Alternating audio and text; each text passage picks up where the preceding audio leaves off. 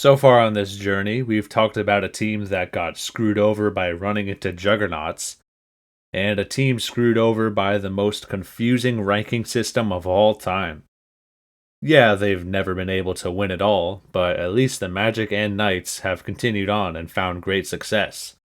However, for our final stop, it's time to look at a team that perhaps had the greatest chance to win it all. A team that many saw as the titan of their league, and a team that most people have probably never heard of.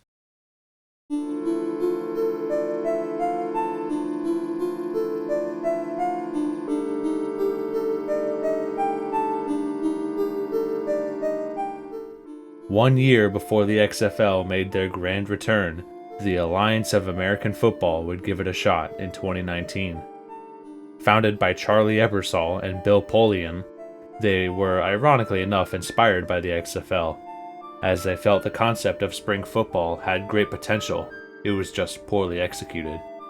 Ebersol had originally tried to relaunch the XFL himself, but when Vince McMahon shot him down, he instead formed his own league, the AAF. We want to put high-quality, top-flight football on the field in the off-season for the first time in well over a quarter of a century. We want to put the power in the fans' hands to interact with the game, and we want to give them an experience like they've never had before. Announced in March 2018, Ebersol sought to make the on-field performance as professional as he could, as he often scolded the XFL for putting out piss-poor football. A legion of experienced players, coaches, and executives were brought on, and by August, the league had over 100 players, as they looked to provide opportunities to those who couldn't make it in the NFL. In late September, the teams were revealed, 8 squads broken up into East and West, spanning across the entire country. Salt Lake City, San Diego, San Antonio, Tempe, Atlanta, Memphis, Birmingham, and Orlando. It was on this day that the Orlando Apollos were born.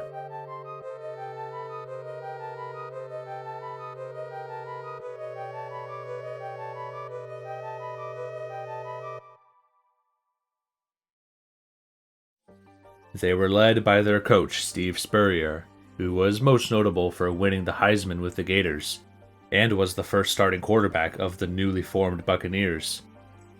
He then went on to coach in a multitude of teams, mainly South Carolina and Florida, and would lead the Gators to their first national championship. He's basically a legend in Gainesville. Hell, even the field is named after him. He would be the first coach to join the league, as he saw it as a golden opportunity to finish his coaching career on a high note. Their quarterback in Garrett Gilbert had high expectations as he found success in Texas and SMU, though his NFL career was quickly fizzling out. D'Ernest Johnson and Davion Smith would serve as the top running backs, and Charles Johnson would be the main man on the receiving end. On defense, they had Anthony Motten Jr. and Earl Okine on the line, and Keith Reeser and Terrence Garvin would be among the backfield. Of course, this being a spring league meant they had to make some compromises in some places. Their home games would be played at the Bounce House, and the team was seen as one of the favorites to take home the title, as the quality of their roster had them almost unmatched. Hell, they even had 5 former UCF players come back to play on their own stadium. As for the name, it was attributed to the Greek god Apollo and his connection to the sun, and with Florida being the Sunshine State, it was an obvious fit. It was also a nice nod to the Apollo space program, as the Navy and Orange came together to create the look for the new team. For these players, many of which couldn't make it into the NFL, this was their chance to make a name for themselves, an opportunity to play competitive, meaningful football that would hopefully last for years to come.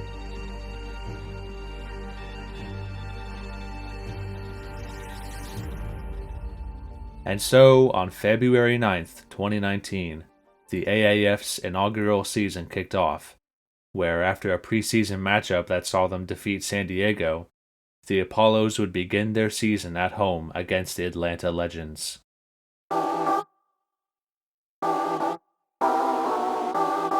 After a long drive that resulted in an Atlanta field goal, the Apollos would respond with Jalen Marshall running in for a score. or at least he would have if he didn't step out of bounds. Marshall would get another chance early in the second, as he would deliver this time, and Orlando would get on the board.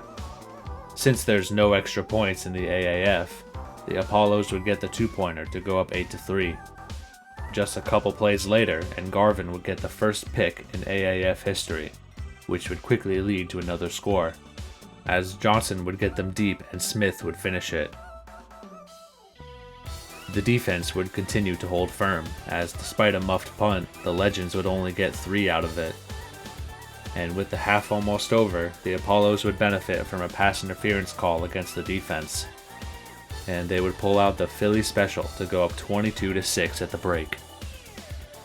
From there, the offense continued to show their stuff, as Gilbert would finish with 227 yards and 2 touchdowns, including this crazy catch from Johnson in the rain to further boost their lead. And with 11 minutes left, Garvin would put the nail in the coffin with a pick six. And it's picked off! Garvin down the sideline! Will it be a pick six? You betcha! Touchdown, Orlando!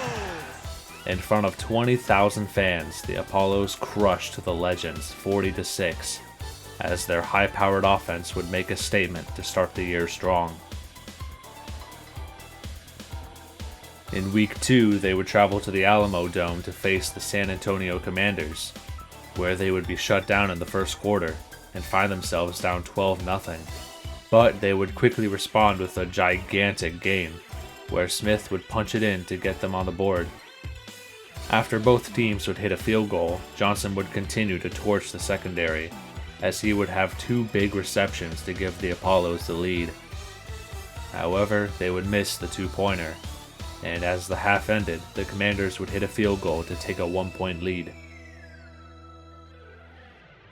While they looked to be playing better in the second quarter, in the third it was all San Antonio, as they would put up 11 points thanks to a field goal and a fumble return for a score. With Orlando down 29-17 late in the third, all they could muster were a couple field goals to cut the deficit to 6. The defense continued to remain strong and hold the Commanders out of the end zone, and with about 8 minutes left, this time it would be Jalen Marshall to receive the ball to tie the game, as they would miss the two-pointer once again. No matter, as once again the game would be decided by a pick six, this time from Reeser running it back 39 yards. And take it back for the touchdown! Keith Reeser, the pick six! The defense, facing a first and goal, would not falter, as the pass would be deflected away to seal the game.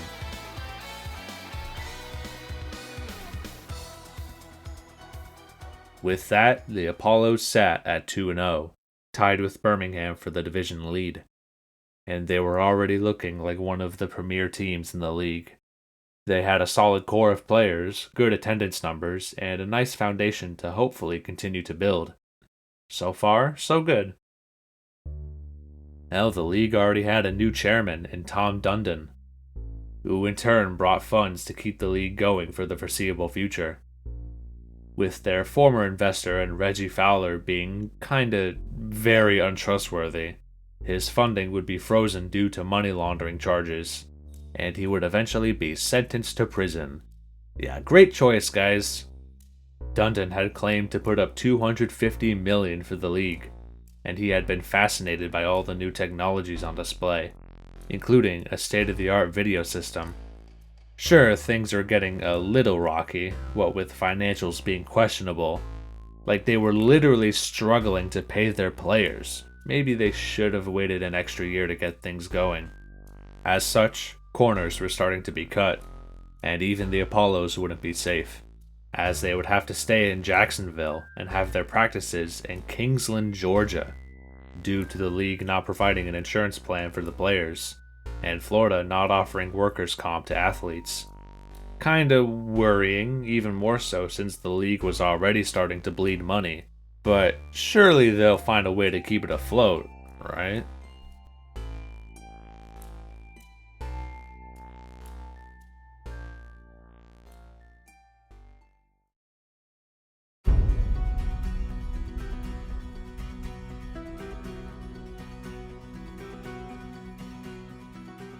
Nonetheless, the Apollos continued on as they faced the Memphis Express in Week 3, where the defenses would duke it out in the first half, as Orlando would only put up 9 points.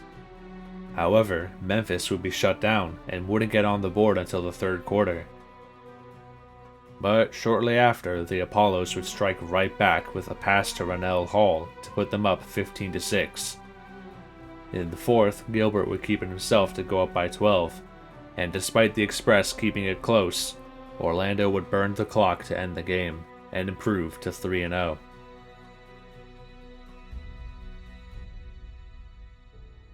The next week, they would travel to Salt Lake City to play the Stallions, where the shit show of the league was really put on display. The Salt Lake Stallions were the Vegas Vipers of the AAF. They didn't even attempt to put up their own branding in the University of Utah Stadium, and they had by far the lowest attendance in the league, and they were practically shot in the foot from the get-go. They were at least able to get a win off Arizona, but this game would quickly turn into a snoozer, as both teams would combine for only 9 points in the first half. It took 39 minutes of game time to finally get a touchdown, as Dontia Dye would make it 14-3 for Orlando. And it would at least get interesting at the end, with Salt Lake putting up their own score at the end of the third. But the fourth would also remain mostly uneventful. Orlando would win their fourth straight on a cold, snowy night that only saw 9,000 people in the stands. Man, what happened to putting up a quality product?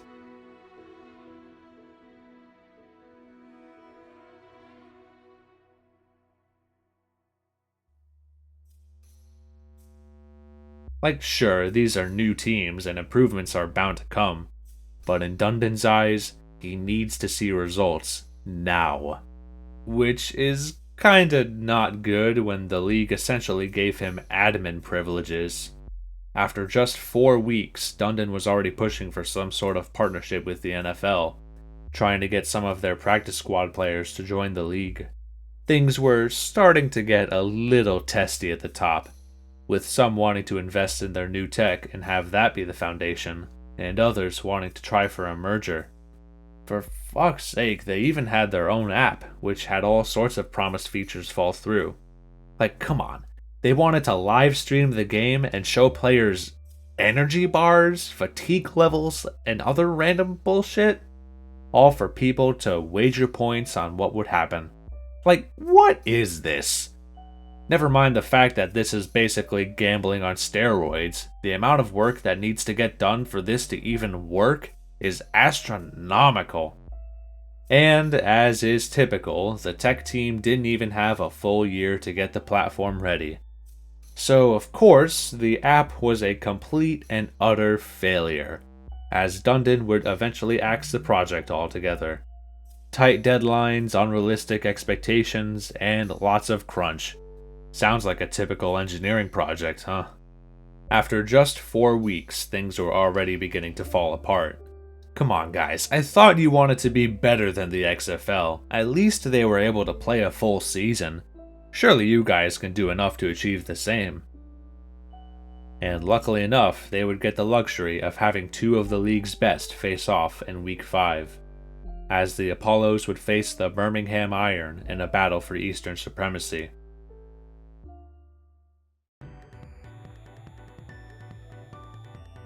Orlando held the best offense in the league, while Birmingham had the best defense.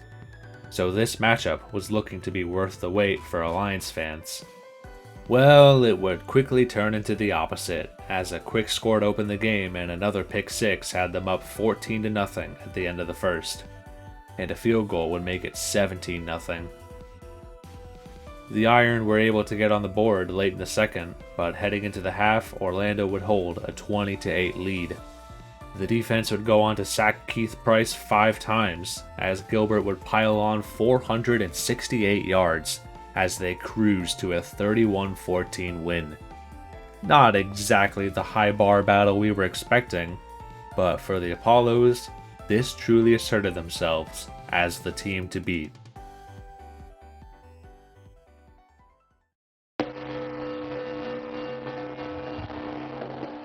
They would look to uphold that reputation against the Arizona Hotshots, another team looking to build their own name.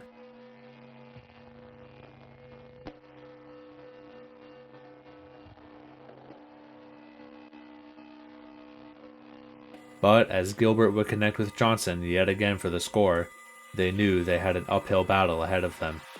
Good thing the Hotshots had the trusty leg of Bucks legend Nick Folk, who would nail a 55 and 53-yarder to tie the game.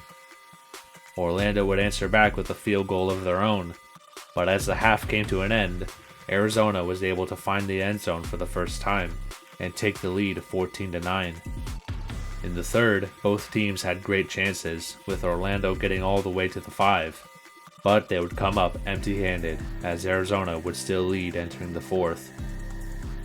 That's when, finally, Gilbert would find Marshall to retake the lead with 10 minutes left. However, the defense would unexpectedly falter, as Arizona would mount their own scoring drive to jump out in front 22-17. Orlando would be stuffed on their next try, but the defense kept Arizona from advancing. So the Apollos would get the ball at the 18 with 55 seconds left. But they wouldn't go quietly, as Gilbert would nail a pass to Sean Price for 48, then would connect with Marshall to get them up to the 8-yard line. However, since they had no timeouts left, they had to hurry and spike the ball, which they would do with 5 seconds left.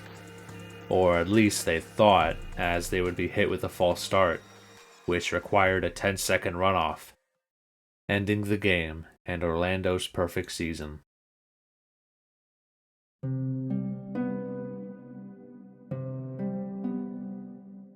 Kinda a shitty way to end their undefeated run, but the Apollos still sat in first, one game ahead of the Iron.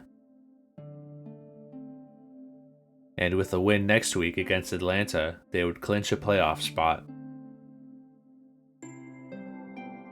They had already slapped them in week 1, as, these guys were just not that good. And sure enough, Orlando would jump out early again, as 2 runs from Smith had them up 14-6 at the half. Tack on another in the third, and Smith would give the Apollos a 14-point cushion. And Daje Olutoye would run 65 yards to further run up the score. Daje Olutoye inside the 10, down to the 5, touchdown, Orlando!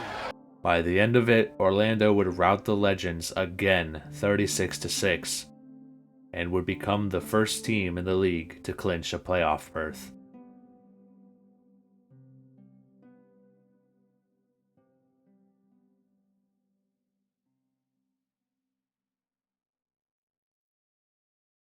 It's been a great season for these guys so far, huh?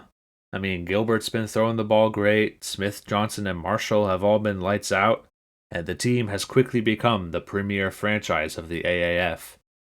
They're by far the favorites to win it all now. All they gotta worry about is if they can even finish the season.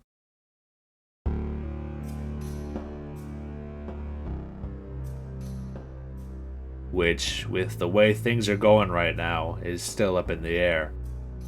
Dundon, still adamant about getting that partnership with the NFL, would threaten to shut the league down if they couldn't come up with a deal. A bold move for sure, but this is just his way of negotiating, right? He wouldn't actually torch the league he just bought only a month ago. It's unclear why he was even pushing this so hard in the first place. I mean, what are you gaining here? Just some random practice squad guys? Is that really going to improve the on-field quality that much? And why would the NFL even bother with such a deal? They already have college football as the perfect ground for young players to get their careers started. And even if you wanted to get this deal done anyway, you should have at least waited until you had a full season under your belt instead of trying to rush this. What a fucking shit show this has become. Wasn't this guy supposed to provide the league with $250 million to keep them above water? If so, why is he literally cutting everything to save money? Player housing, meals on team flights, TV and camera deals, every expense was being thoroughly combed over in a desperate attempt to save the league from collapsing.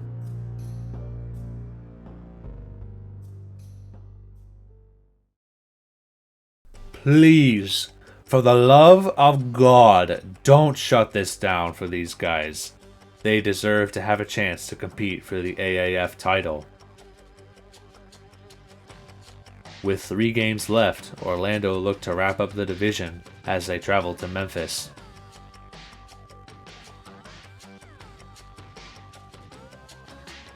They would quickly get on the board first with a field goal, but Memphis would push back with a long drive down the field, as Dave Williams would catch Johnny Manziel's pass to put the Express up 6-3.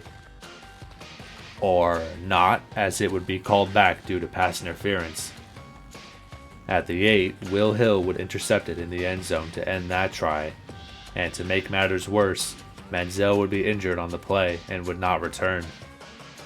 Orlando would only get a field goal out of it, but soon after Memphis would hit one of their own, and a pick would lead to the game being tied. But with 2 minutes left in the half, D'Ernest Johnson would strike with the game's first touchdown. The Express were able to get another field goal, but the Apollos still held the lead at halftime. That's when Dontia Dye would get wide open and put Orlando up 22-9 early in the third. But Memphis would answer back with their own score. And late in the third, Gilbert would be taken down and fumble the ball, which would be scooped up for a touchdown to suddenly give the Express the lead. The Apollos would struggle to get anything going, as Memphis would get another touchdown with about 8 minutes left. And on the ensuing drive, Gilbert's pass would be intercepted, giving the Express the ball with 7.5 minutes left. However, they would be bailed out as Memphis would be hit with an illegal defense call, nullifying the pick. On their second try, Gilbert wouldn't miss this time, as Johnson would cut the deficit to 3 with 5 minutes left. However, Memphis would still have the ball, and they would burn all of Orlando's timeouts to drain the clock to 2.5 minutes. At least the defense was able to get a stop, but they would still be pinned deep with this punt. Or at least they would have if Mother Nature hadn't intervened, as the punter would slip on the wet field, and Orlando would get the ball at the 30.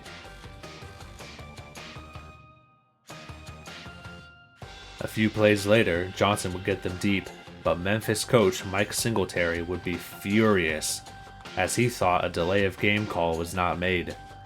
He would run onto the field during the play, which was kinda not a good idea, as he would be hit with an unsportsmanlike conduct penalty. Now, was it a false start? Maybe. But why would you even run out onto the field? You're basically giving Orlando a free penalty. Sure enough, it set up the Apollos at the 1, which resulted in the easiest play call in their life as Smith would punch it in for the lead. Memphis, trying to tie it, would get it a little chippy as they marched down the field. But Earl Okine would intercept it, ending the game.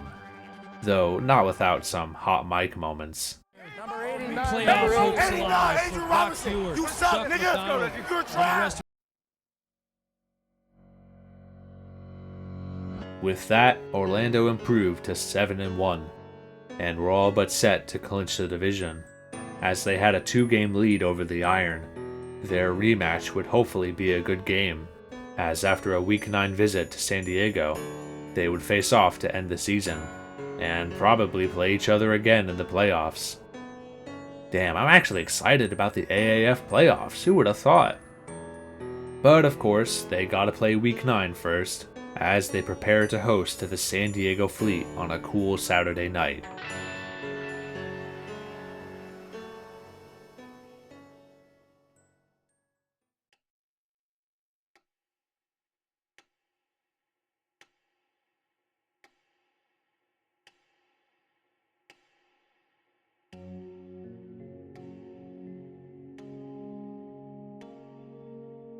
Just like that, it was over.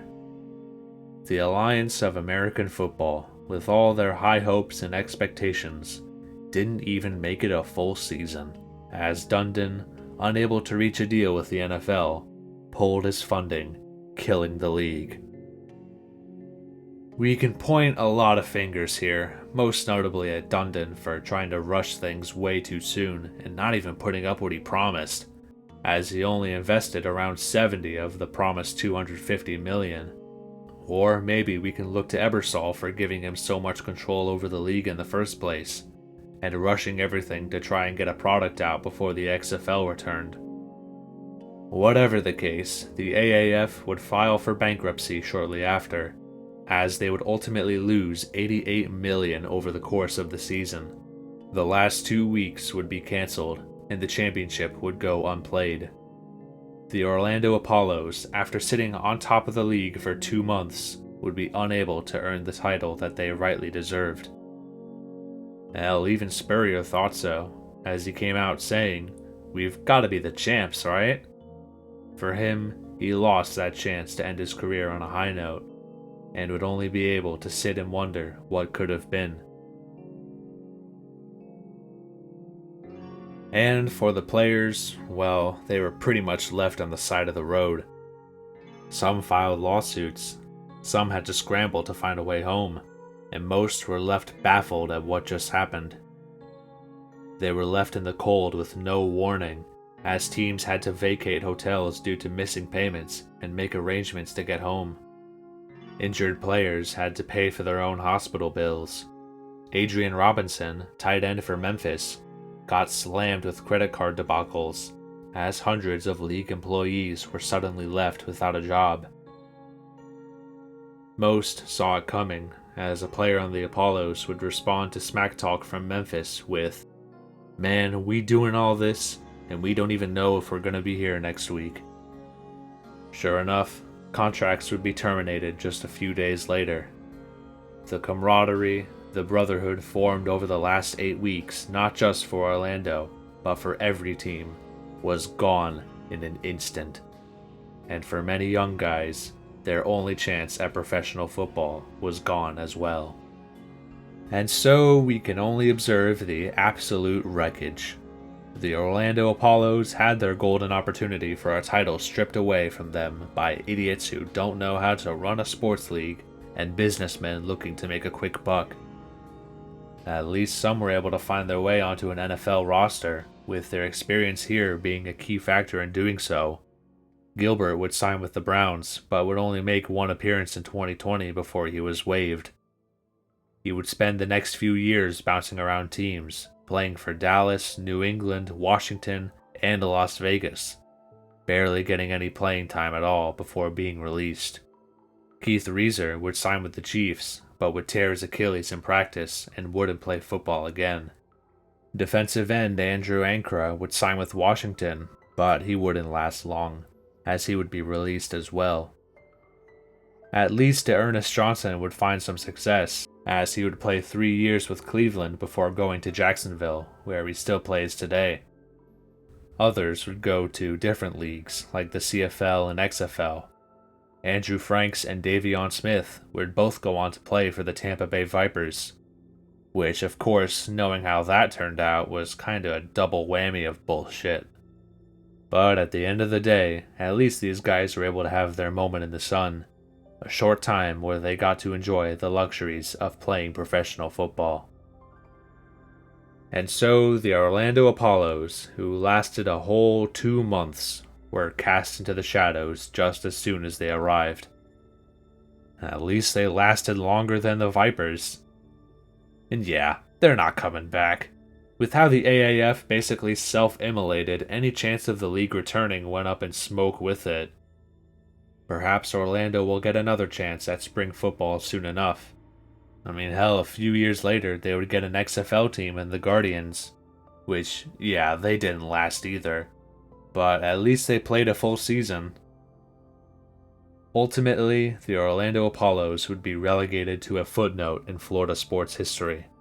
One easily forgotten, but still interesting to look back and reminisce about the champions to be.